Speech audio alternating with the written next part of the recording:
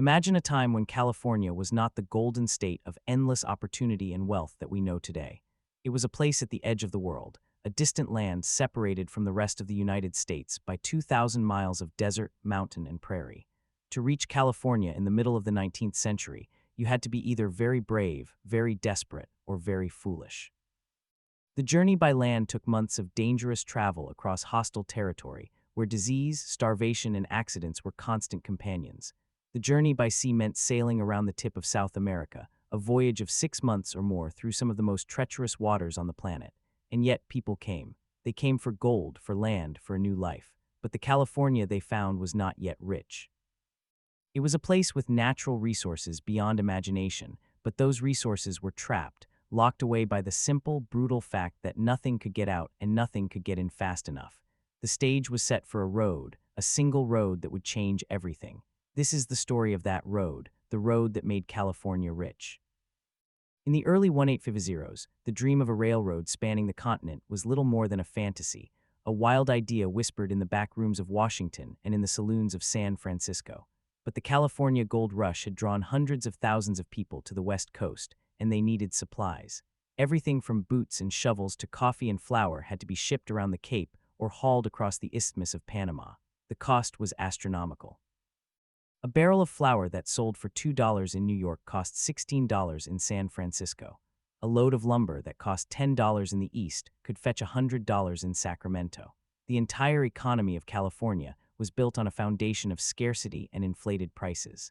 The people who got rich in those early years were not the miners digging for gold, but the merchants who sold them goods at prices that would make a modern shopper weep.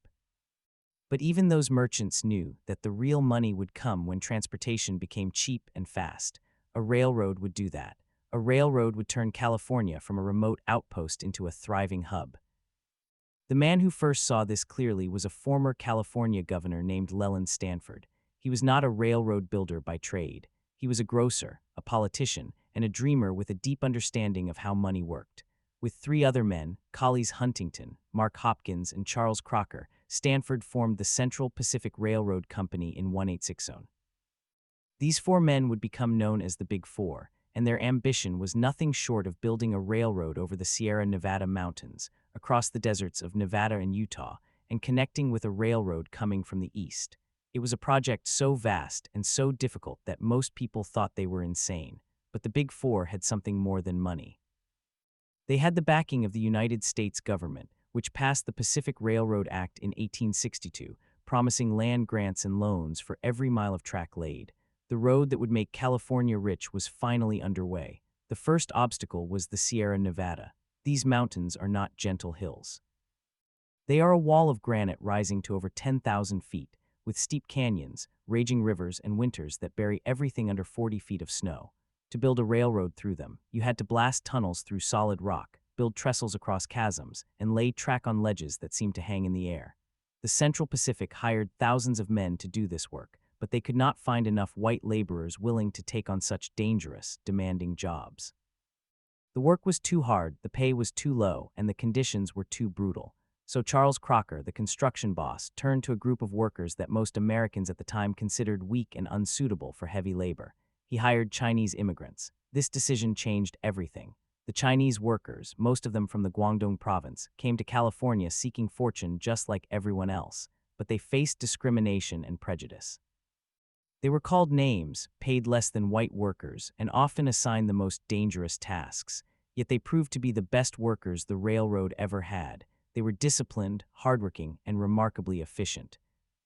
They learned to handle explosives, to drill holes in solid granite, to build retaining walls that held up against avalanches.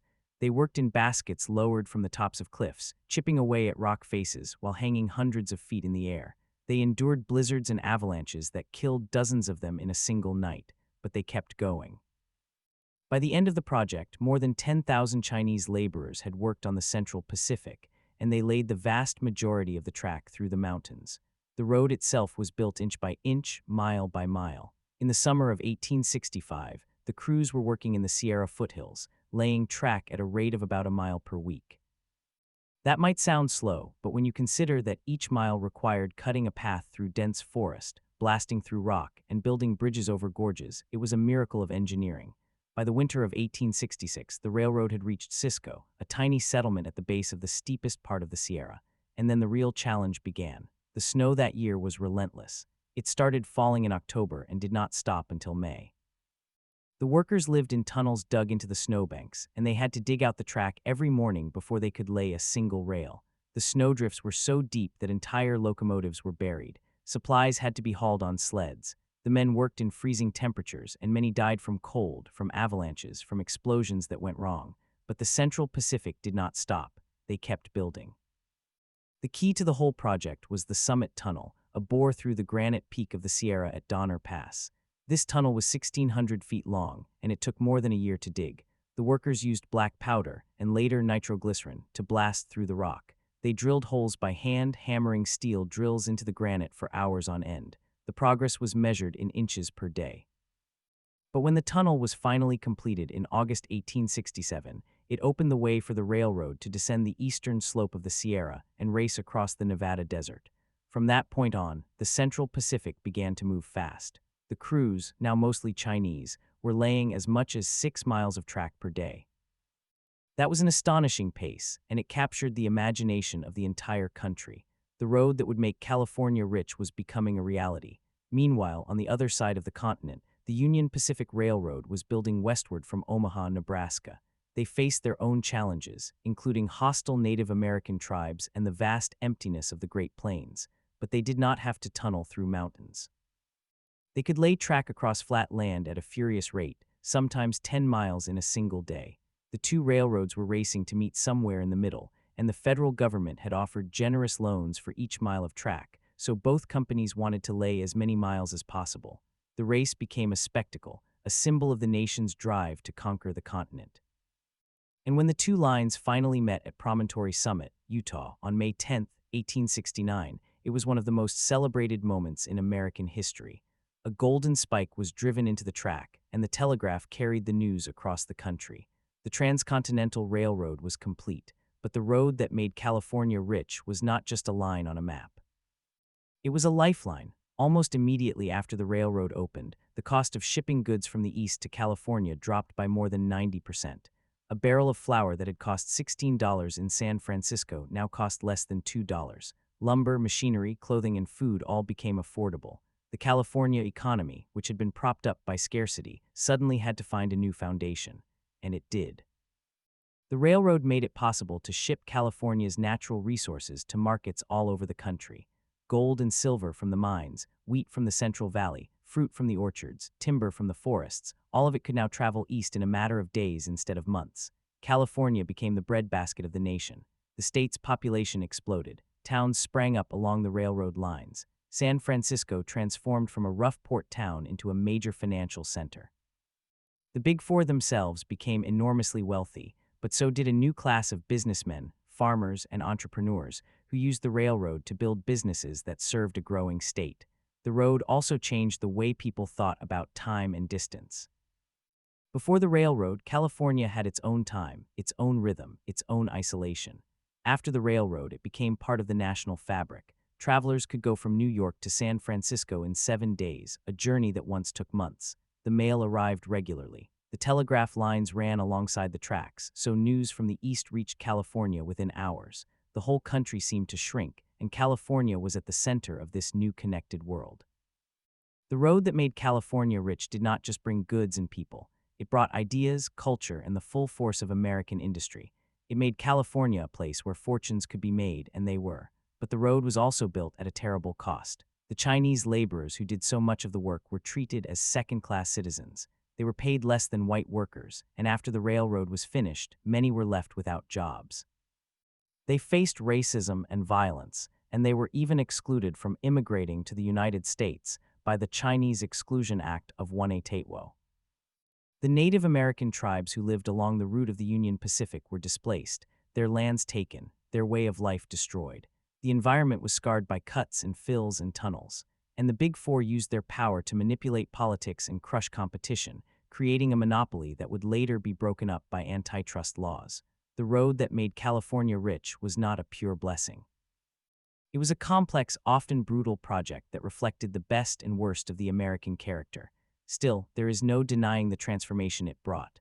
By the 1870s, California was no longer a remote frontier. It was a booming state with a diverse economy, a growing population, and a sense of itself as a place of opportunity. The railroad had unlocked the door, and once that door was open, nothing could close it again. The road that made California rich was not just a railroad. It was the channel through which the wealth of a continent flowed into the state, and it changed everything. The story of that road is the story of California itself, of human ambition, of courage and greed, of innovation and exploitation. And it begins with a small group of men who had the audacity to believe they could blast a tunnel through a granite mountain. They did, and the world has never been the same. But the road did not end at the Sierra Nevada. It continued across the deserts, through the valleys, and into the heart of the state. The railroad spawned industries that no one had predicted. It allowed California to become a leader in agriculture, in manufacturing, in trade. It turned sleepy towns into bustling cities. And it set the stage for the modern California we know today, where innovation and wealth go hand in hand.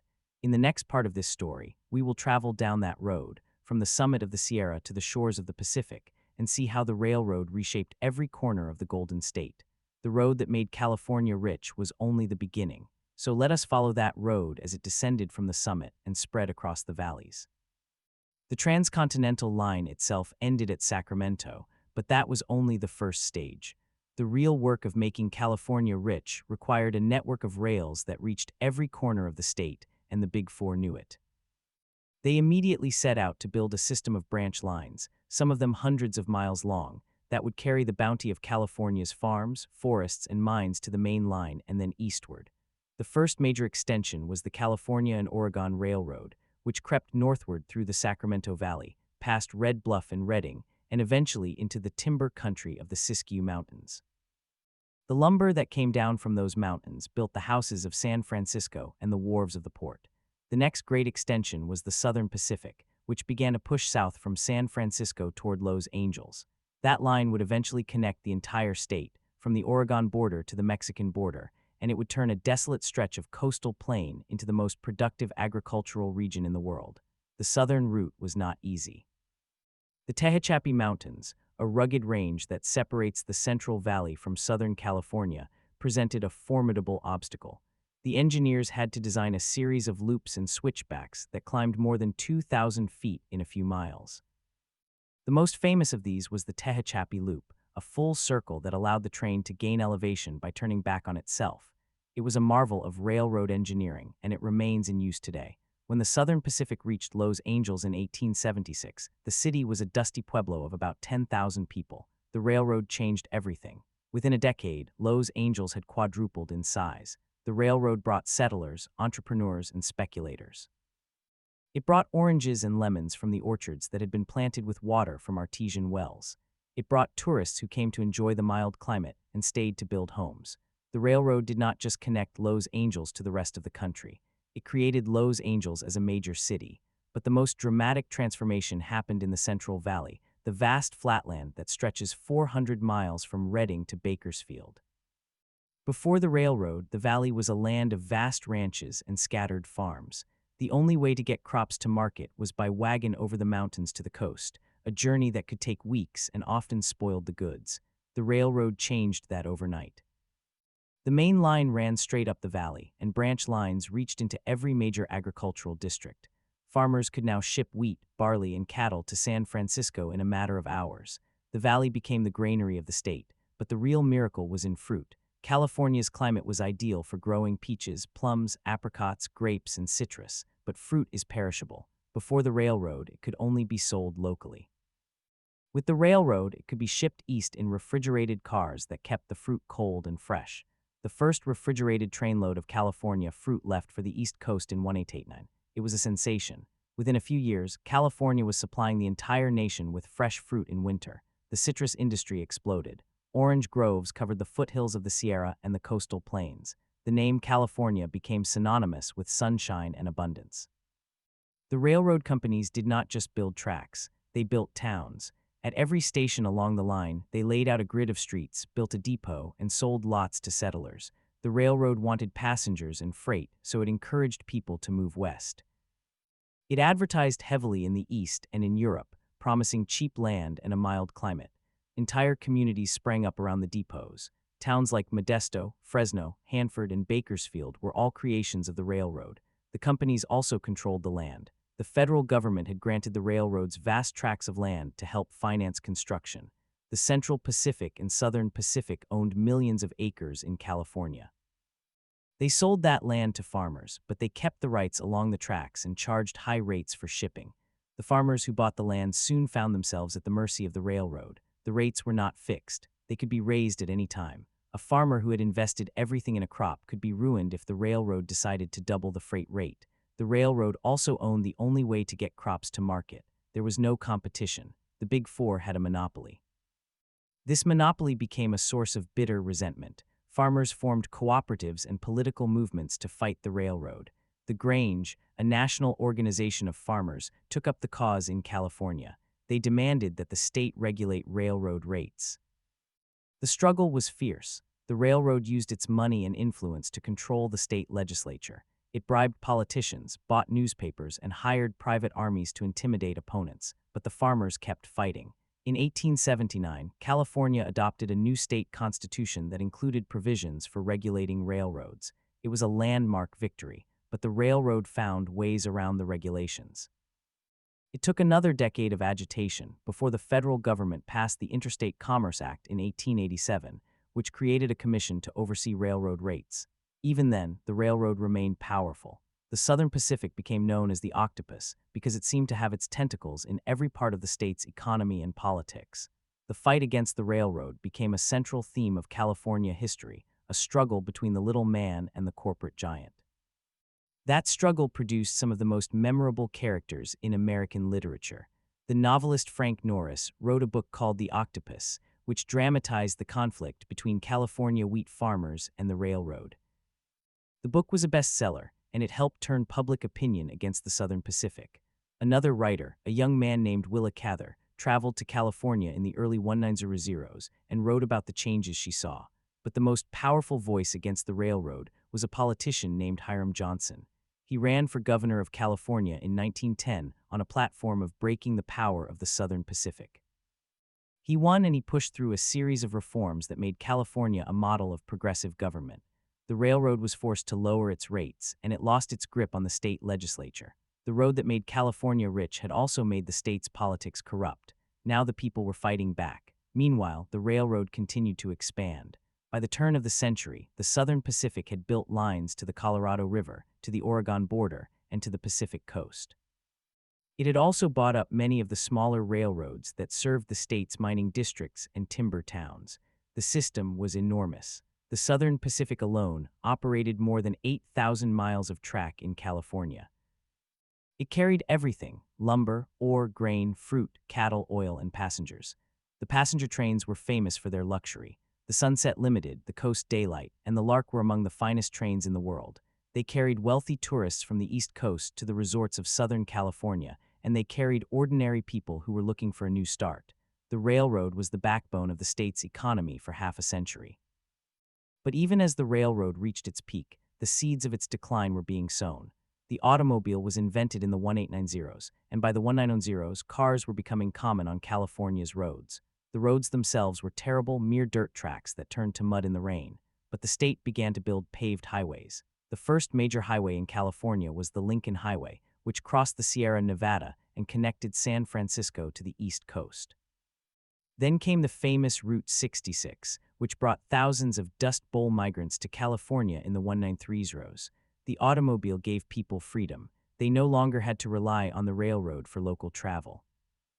They could drive to the next town or to the coast or to the mountains. The railroad lost its monopoly on transportation. The passenger trains began to lose money. The freight trains faced competition from trucks. The Big Four were long gone. Their fortunes passed to heirs and investors. The Southern Pacific struggled to adapt. By the 1960s, the railroad was in decline, but the road that made California rich did not disappear. It just changed. The railroad tracks are still there, and trains still run on them. But the real legacy of that road is the California we see today. The railroad broke the isolation of the frontier. It created the conditions for agriculture, for industry, for tourism. It brought people from all over the world to the Golden State. It made possible the growth of Los Angeles, San Francisco, and the cities in between. It also created the conflicts that shaped the state's politics, the fight between corporate power and populist movements, between development and preservation, between the few and the many. That fight continues. The road that made California rich is not a relic of the past. It is the foundation of the present. And as we stand at the edge of the 21st century, looking back at the tracks laid by those Chinese laborers and Irish immigrants, we can see that the road is still being built. The story of California is the story of a never-ending journey, and the road that started with a golden spike is still leading us forward. That golden spike was the beginning of a long, complicated journey. And as the 20th century dawned, the railroad's influence only deepened, spreading into every corner of the state's life. The tracks that crossed the Sierra Nevada and stretched down the Central Valley became the backbone not just of agriculture and commerce, but of a new kind of urban civilization. The railroad had made California rich by connecting it to the rest of the country, but the wealth it generated also created new problems and new opportunities that would define the state for generations to come.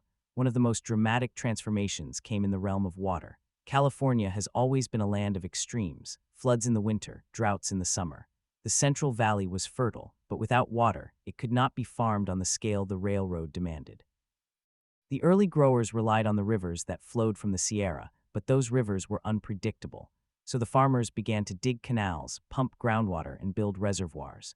The railroad companies, eager to increase the volume of freight, encouraged these efforts. They lent money to irrigation districts, provided materials for dams, and even built their own water systems. The Southern Pacific, in particular, understood that water was the key to unlocking the full potential of the valley. Without water, there would be no crops. Without crops, no freight. Without freight, no profit. The most ambitious water project in California's history was the construction of the Los Angeles Aqueduct. It was completed in 1913, and it is a story that runs parallel to the story of the railroad. The city of Los Angeles was growing fast, but it had no reliable water supply. The Los Angeles River was seasonal and insufficient. So city officials looked to the Owens Valley, a lush agricultural region on the eastern side of the Sierra Nevada, 300 miles away. They bought up water rights, built a massive aqueduct, and diverted the Owens River to the city. The project was controversial from the start.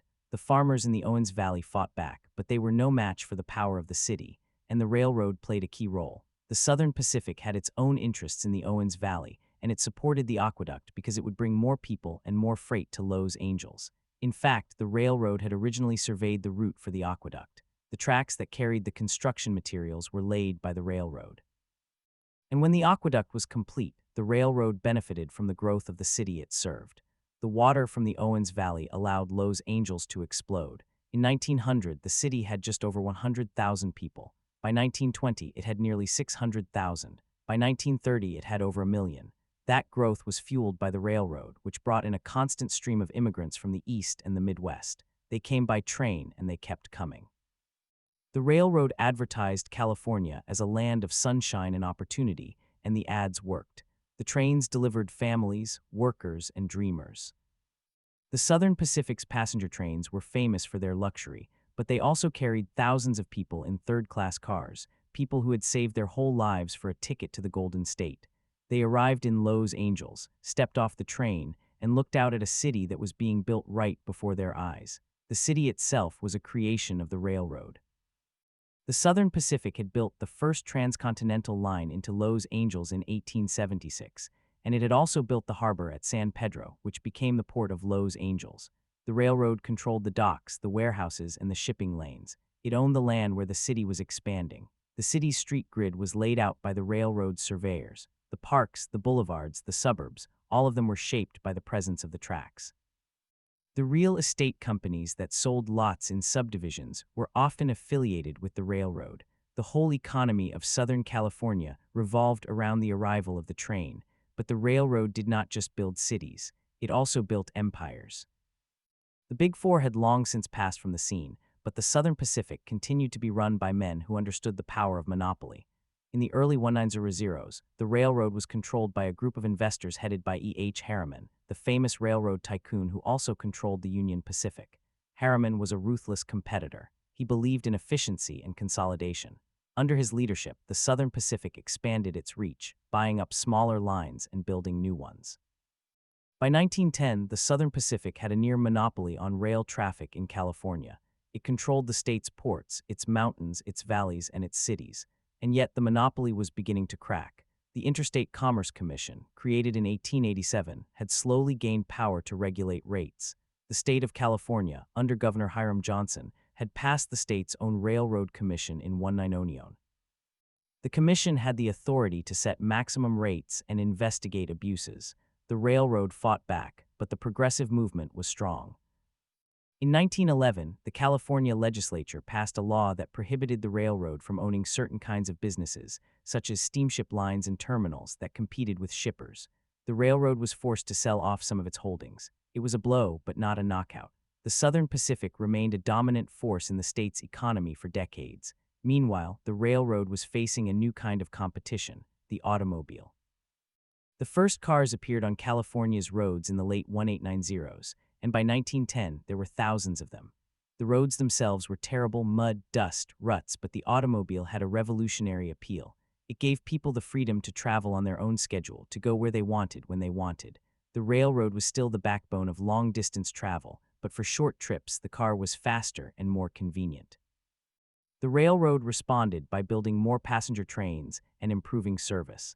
The Southern Pacific introduced the famous Coast Daylight in 1937, a streamlined train that ran from Los Angeles to San Francisco. It was a beautiful train, painted in orange and red, and it offered unparalleled comfort, but it could not compete with the flexibility of the automobile. The highway system began to grow. In 1912, the Lincoln Highway was established as the first transcontinental road. It passed through California, crossing the Sierra Nevada at Donner Pass, the same pass where the railroad had built its line. The highway followed the old transcontinental railroad route. Then came Route 66, which ran from Chicago to Los Angeles. Route 66 became the symbol of the Great Migration of the 193s, when hundreds of thousands of people fled the Dust Bowl of the plains and headed west. They came in cars and trucks, loaded down with their belongings. They followed the highway to California, where they hoped to find work and a new life. The railroad carried some of them, but most drove. The highway was a road of hope, and it was also the beginning of the end for the passenger train. The Dust Bowl migrants arrived in California by the thousands. They settled in the Central Valley, working in the fields for low wages. They lived in shantytowns and camps. The growers who owned the land needed cheap labor, and the migrants provided it. The railroad carried the crops to market, and the growers made fortunes. But the migrants themselves were often treated harshly. The railroad did nothing to help them. The company saw them as just another source of traffic, people who bought tickets or shipped their belongings. The Great Migration of the 193s changed California forever. It brought a new population, a new culture, and a new politics. It also put enormous pressure on the state's infrastructure, including the railroad. The railroad struggled to adapt. The Depression hit the industry hard. Freight volumes dropped, passenger revenues fell, and the Southern Pacific was forced to lay off workers and cut services. The company survived by cutting costs, but it also invested in new technology. In the 193s, the railroad began to convert from steam to diesel locomotives. Diesel engines were more efficient, cleaner, and required less maintenance. The change was gradual, but by the 195s, steam locomotives were a thing of the past. The railroad also began to automate its yards and signaling systems. The old manual labor of the Chinese and Irish workers had given way to machines. World War II brought a temporary revival. The railroad carried troops, tanks, ammunition, and supplies to the ports of California for shipment to the Pacific Theater. The Southern Pacific ran thousands of trains, each one packed with the instruments of war. The railroads were essential to the war effort, and after the war, the government invested in new infrastructure. But the peace brought new challenges. The automobile industry boomed, and the federal government began building the interstate highway system. The first major freeway in California was the Arroyo Seco Parkway, which opened in 1940, connecting Los Angeles to Pasadena. It was the model for the system of highways that would eventually cover the state. By the 195s, the passenger train was in steep decline. Airlines had taken over long-distance travel, and cars had taken over short distance. The Southern Pacific tried to make its passenger trains more attractive, but it could not compete with the speed of air travel or the convenience of the highway.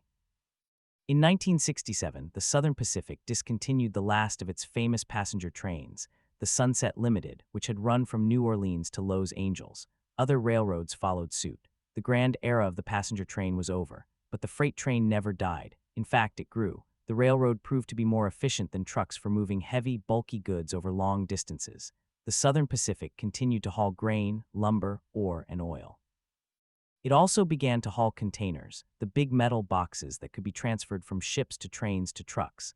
The container revolution transformed the railroad. In the 1970s and 1980s, the railroad invested in new terminals and tracks.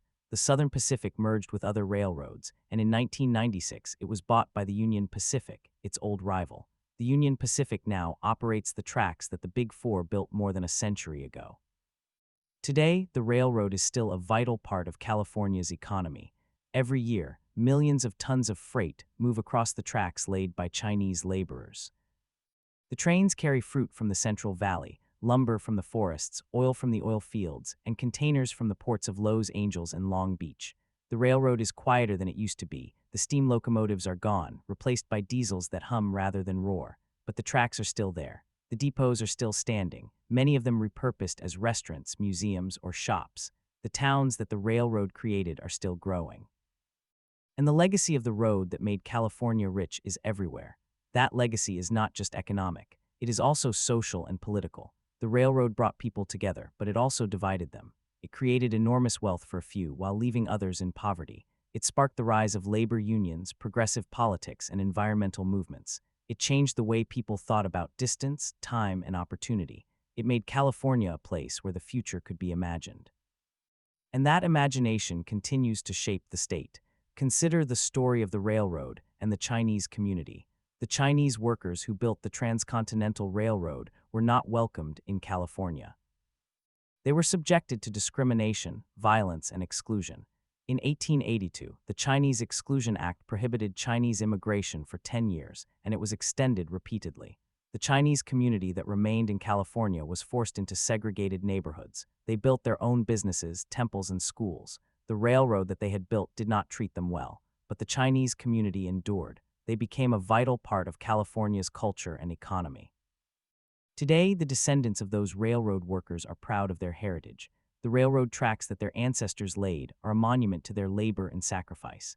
The railroad also shaped the landscape of California in ways that are still visible. The tracks follow the routes that were chosen by the surveyors of the 1860s. They go through the mountains, across the deserts, and down the valleys. The towns that grew up around the stations have their own histories. In some places, the tracks have been removed, and the rights of way have become trails. The abandoned depots are landmarks. The old rail yards have been redeveloped. The railroad's physical presence is a reminder of the era when the Iron Horse ruled the West. But the road that made California rich is not just about the past. It is also about the present and the future. The state is still growing, and the railroad is still evolving. In the 21st century, California has invested in high-speed rail, a project that aims to connect San Francisco to Los Angeles with trains that can travel at over 200 miles per hour. It is the most ambitious transportation project in the state's history. The high-speed rail line will follow a route that is similar to the one the railroad took a century and a half ago. It will once again transform the way people travel and do business. It will create new jobs, new towns, and new opportunities. And it will write another chapter in the story of the road. The struggle between the railroad and the people is also being replayed. The high-speed rail project has been controversial. Some people oppose it because of the cost, others because of the environmental impact. There are lawsuits, political battles, and debates over funding. It is a reminder that the road has never been simply a neutral piece of infrastructure. It is a symbol of power, progress, and conflict. The questions that the railroad raised in the 19th century are still being asked today. Who benefits from development? Who pays the cost? How do we balance the needs of the many against the interests of the few? The road that made California rich is also the road that made California what it is, a place of extremes, of beauty, of opportunity, and of struggle. It is a road that has been traveled by dreamers and schemers, by laborers and tycoons, by immigrants and refugees. It is a road that has seen triumph and tragedy, hope and despair, and it is a road that will continue to be traveled for as long as California exists. The golden spike that connected the Transcontinental Railroad was driven in 1869, but the road that it started never really ended. It just kept going, through the valleys, over the mountains, across the deserts. It became the foundation of the world's fifth largest economy. It became the route for people seeking a better life. It became the backbone of an agricultural empire. It became the artery of a vast city. And as you stand at the Donner Pass, looking down at the tracks that curve through the granite, you can still feel the presence of those Chinese laborers, those Irish immigrants, those train crews, those farmers, those passengers. They are all still on the road. The road is still being built. The story is still being told. The story is still being told in the rhythm of the wheels on the rails, a sound that has become so familiar to Californians that they no longer hear it. But the tracks still carry the state forward, day and night, through the fog of the Coast Range and the heat of the inland valleys. There is a romance that remains in the night train, in the lone whistle crossing a highway in the small hours, in the glow of the engineer's cab as it slides through a town that grew up around a depot 150 years ago. That romance is real, but it is also a veil over the hard work and the hard lives that keep the trains moving.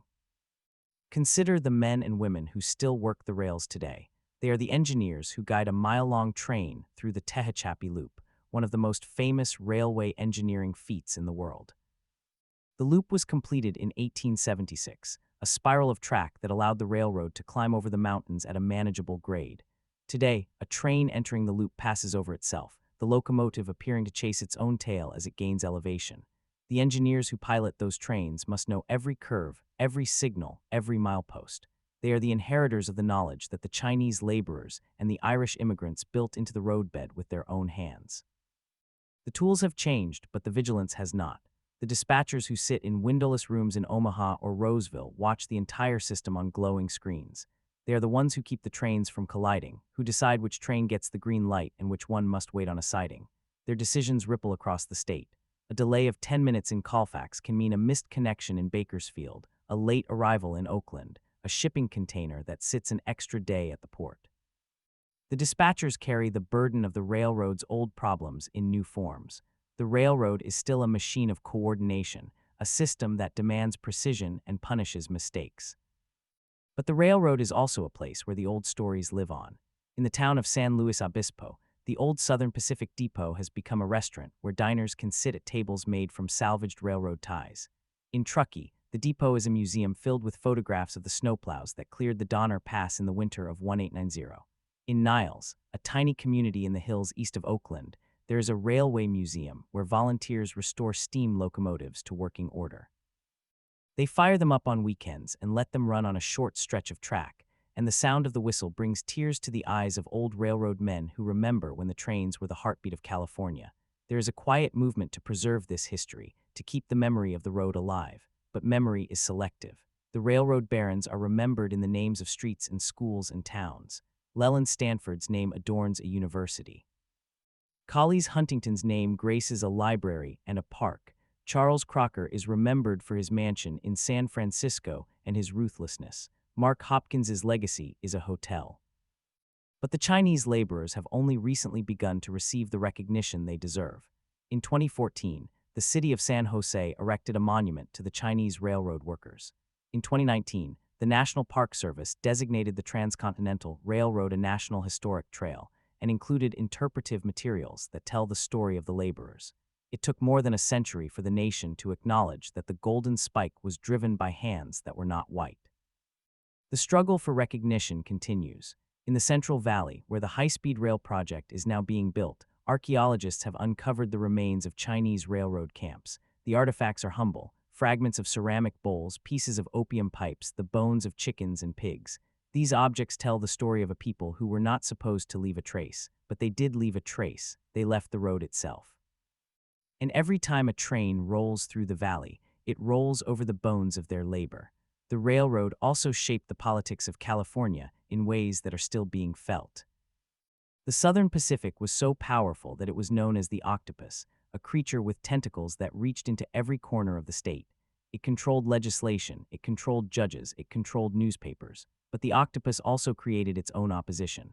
The farmers who had to pay the railroad's rates, the small businessmen who had to ship their goods on its cars, the passengers who had to endure its high fares and poor service, they all resented the monopoly. That resentment fueled the rise of the progressive movement in California.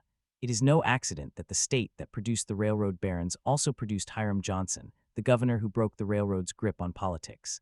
Johnson was elected in 1910 on a platform of reform. He passed laws that regulated the railroads, created the California Railroad Commission, and gave the people the power of recall and the initiative. The railroad had created the conditions for its own downfall. The legacy of that progressive spirit is still alive in California politics. The state is known for its environmental regulations, its consumer protections, its support for labor unions. These are all in part reactions to the power of the railroad. The people of California learned that a small group of men could wield enormous power, and they built a government to check that power. The railroad was the teacher, and the lesson was not forgotten. But the railroad also taught another lesson, one that is more difficult to articulate. It taught that the future can be built by sheer force of will. The Big Four were not master planners. They were opportunists. They saw a chance and they took it. They did not ask permission. They did not wait for consensus. They built the railroad because they believed that it could be built. That same spirit of audacity has driven California ever since. It is the spirit that built the aqueduct that brings water from the Sierra Nevada to Los Angeles. It is the spirit that created Silicon Valley out of apricot orchards.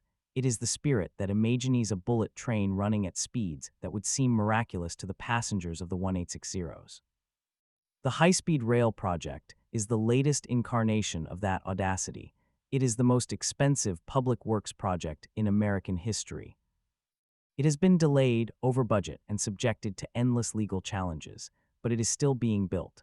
The first section in the Central Valley is taking shape. The concrete viaducts rise out of the flat fields. The stations are being planned. The trains are being designed. The people who support the project speak of it with the same messianic fervor that the railroad barons used a century and a half ago. They say it will transform the state. They say it will reduce traffic, cut carbon emissions, and connect the regions. They say it will be the road that makes California rich again. The critics say it is a boondoggle. They point to the cost overruns, the political corruption, the environmental damage. They say the money would be better spent on buses and local rail. They echo the critics of the original Transcontinental Railroad, who said it was a waste of money, that it would never pay for itself, that it would ruin the landscape. And perhaps they are right. The railroad of the 1860s was a huge gamble. It nearly bankrupted its builders. It required massive government subsidies. It created scandals that rocked the nation, but it also worked. It opened the West. It created an economy that would not have existed otherwise. The same could be true of high-speed rail, or it could be a white elephant. The future is not written, but the road is still being built, and the act of building it is itself significant. The construction sites are full of workers, many of them from the very communities that the railroad once exploited. The Central Valley is a region that has been left behind by the state's boom. It is the agricultural heart of California, but its towns are poor, its schools underfunded, its air polluted. The high-speed rail project is bringing jobs and investment to the valley. It is a reminder that the railroad has always been a force for creation as well as destruction.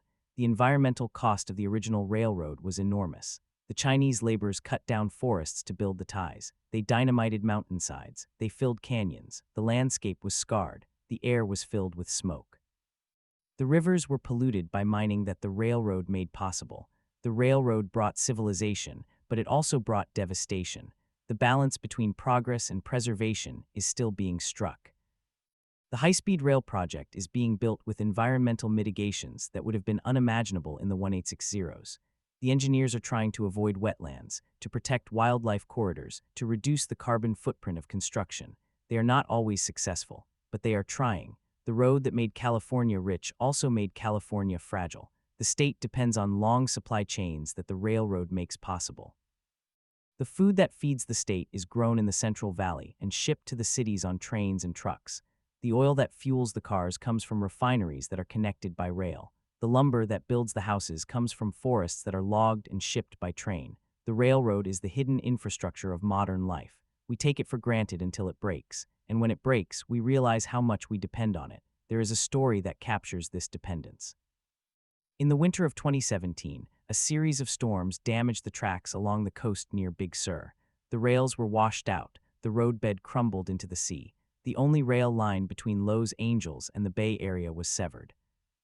The detour was hundreds of miles long through the Central Valley. The disruption cost millions of dollars a day. It took months to repair the line. The railroad had to bring in engineers and equipment from all over the country. The tracks were rebuilt, stronger than before. But the incident was a reminder that the road is a living thing, constantly decaying and constantly being repaired. The people who repair the tracks are a breed apart. They work in all weather, in the heat of the desert and the rain of the coast. They carry heavy tools and heavy responsibility. They are the ones who make sure the trains stay on the rails. They are the ones who inspect the welds, who drive the spikes, who tamp the ballast. They are the heirs of the Chinese laborers, and they know it. Some of them are descendants of those laborers. Others are immigrants themselves from Mexico, from Central America, from Asia. The railroad still attracts people who are willing to do hard work for a steady paycheck. It still offers a path into the middle class. It still provides the kind of job that can support a family. The railroad unions played a major role in securing those jobs. The brotherhoods of engineers, conductors, firemen, and brakemen were among the first labor organizations in the country. They fought for safety, for 8-hour days, for a fair share of the railroad's enormous wealth. They won those battles in part because the railroad needed them. A strike could paralyze the state, and strikes did happen. The most famous was the Pullman Strike of 1894, which began in Illinois but spread across the country, including California. Federal troops were called in to break the strike. Workers were arrested, a few were killed, but the strike showed the power of organized labor. The railroad responded by creating a company union, but the real unions survived. Today, the railroad unions are still strong. They negotiate contracts that are among the best in the transportation industry. They protect their members from the kind of exploitation that the Chinese laborers suffered, but the labor movement is also changing. Automation threatens to eliminate jobs. The locomotive no longer requires a fireman. The computer that governs the diesel engine can do the work of a human being. The railroads are experimenting with remote control and autonomous trains. The day may come when the engineer's cab is empty. The road will still be there, but the people who built it and maintained it will be gone. That future is not inevitable. The railroad is a human enterprise. The machines are tools, but the minds behind them are still the most important part of the system. The engineers who watch the tracks unfold ahead of them are making decisions that no computer can make. They see the deer on the tracks, they feel the vibration of a loose wheel, they hear the subtle change in the engine sound that signals trouble. They are the eyes and ears of the railroad. The dispatchers who manage the flow of traffic are using judgment, not just algorithms. The track workers who walk the line at night, inspecting every tie and every joint, are performing an act of care. The railroad is a machine, but it is also a craft. The craft is passed down from generation to generation. There are families who have worked for the railroad for 4 or 5 generations. Their names are written in the company records, in the union halls, in the histories of small towns. They are the keepers of the railroad's memory. They know the stories of the wrecks, the heroes, the blizzards, the floods. They know the old songs, the ones the men used to sing while they drove the spikes. They know the language of the railroad, the slang, the hand signals, the code.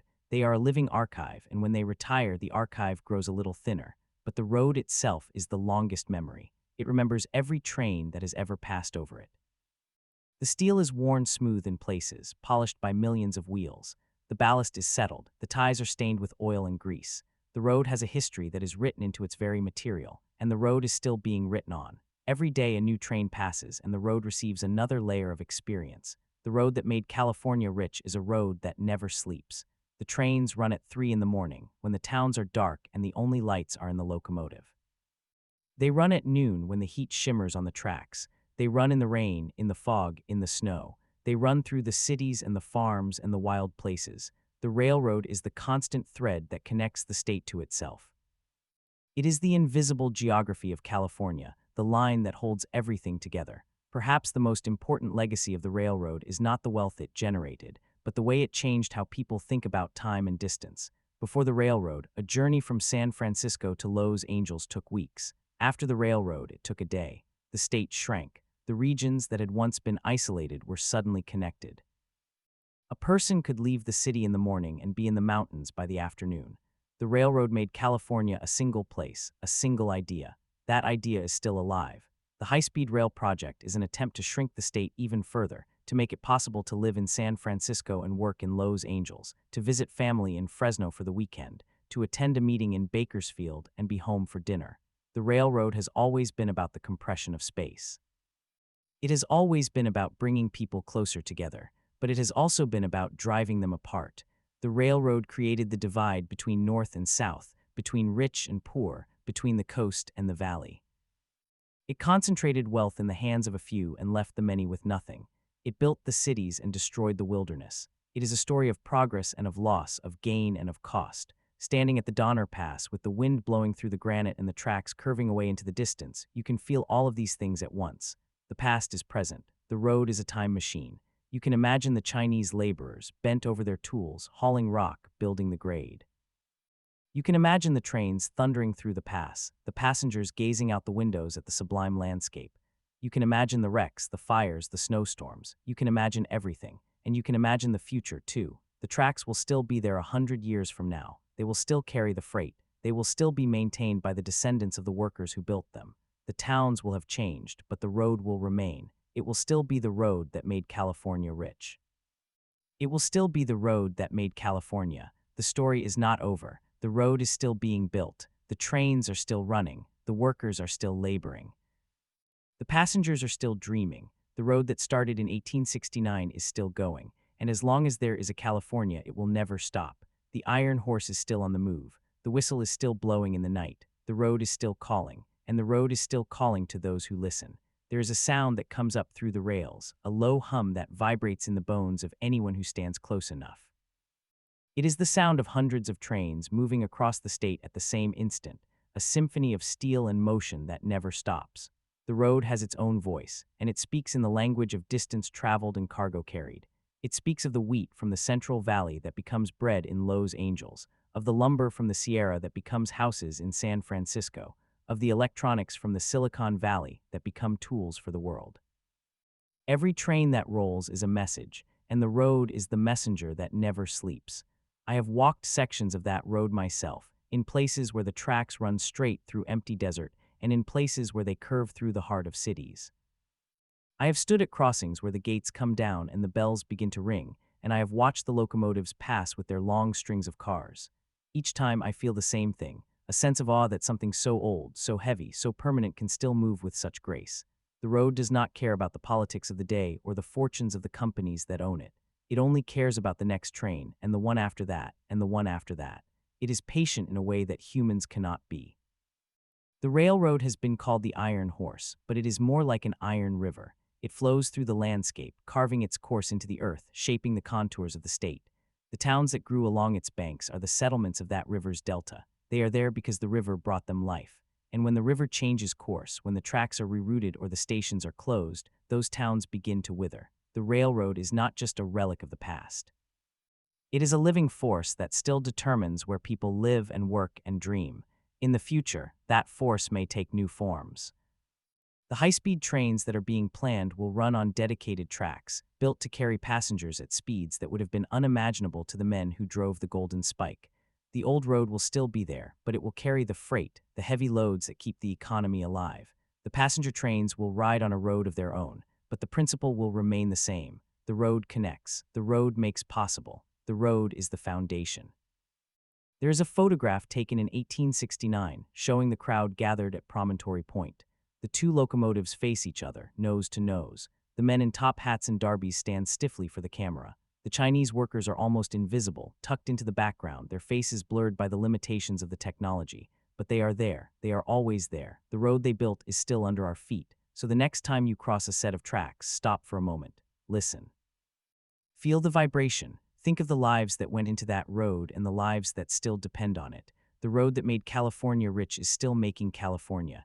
It is making it every day, every hour, every minute. The whistle blows, the earth trembles, and the road goes on.